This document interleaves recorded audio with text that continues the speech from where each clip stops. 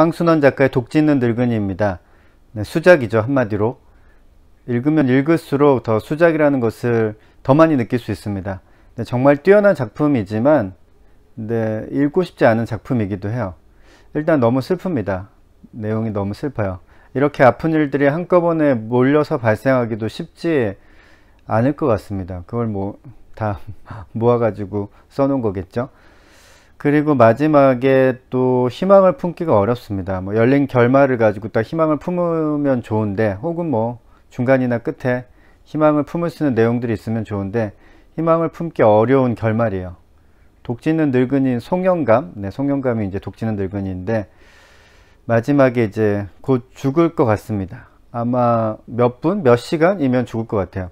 네, 슬픈 일만 잔뜩 생기다가 송영감이 죽는 이야기인데 읽을 때마다 가슴이 아픈 글입니다.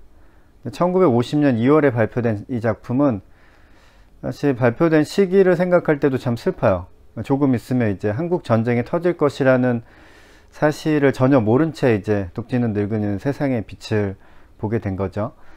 처음에 저는 이 독 짖는 늙은이라는 제목을 들었을 때 여기서 말하는 독이 무엇일까 라는 생각을 했습니다. 사람을 죽일 수 있는 독 있잖아요. 독, 포이즌 영어로는.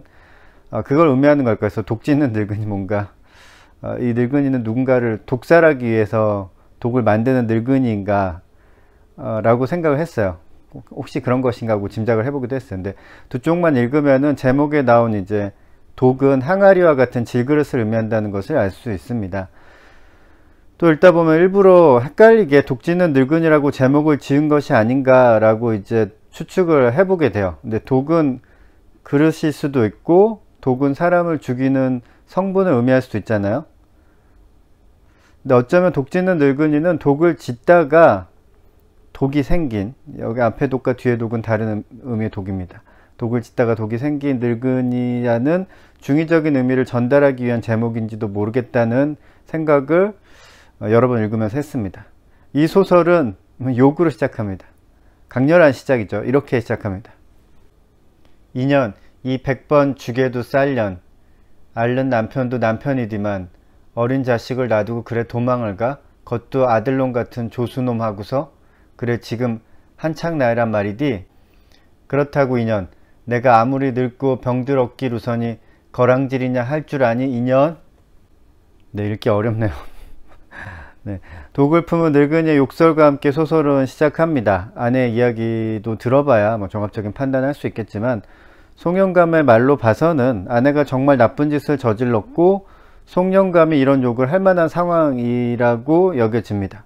오죽하면 아내가 떠났을까라는 생각도 하게 되지만 송영감이 이제 직업이 없거나 자리에 누워있을 정도로 몸이 안 좋은 상황은 아니기 때문에 일단 희망을 가지고 소설을 읽기 시작했습니다. 독을 짓는 늙은이니까 뭐 독을 지어서 이 어려운 상황을 타개할 수도 있지 않을까, 그런 희망을 품었죠. 읽으면서 처음 읽을 때는. 그러나 이런 희망과는 달리 상황은 이제 순리대로 돌아갑니다.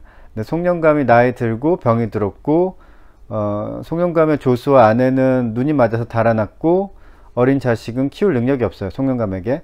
그렇다면 이 이야기는 어떻게 될까요? 앵두나무집 할머니가 찾아와서 이제 어린 아들을 다른 집에 보내자고 제안을 합니다. 이것이 이제 바로 사람들이 생각하는 순리죠.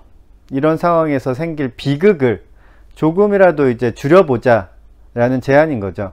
처음에는 이제 극구 반대하던 송영감은 자신의 죽음을 직감하고서 어린 아들을 다른 집에 보내기로 결정을 합니다.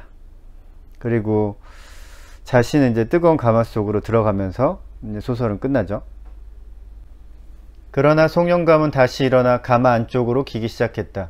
무언가 지금의 온기로서는 부족이라도 한 듯이 곧 예삿사람으로는 더 견딜 수 없는 뜨거운 데까지 이르렀다.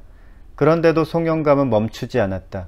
그러다가 열어젖힌 겨창으로 새어 들어오는 늦가을 맑은 햇빛 속에서 송영감은 기던 걸음을 멈추었다.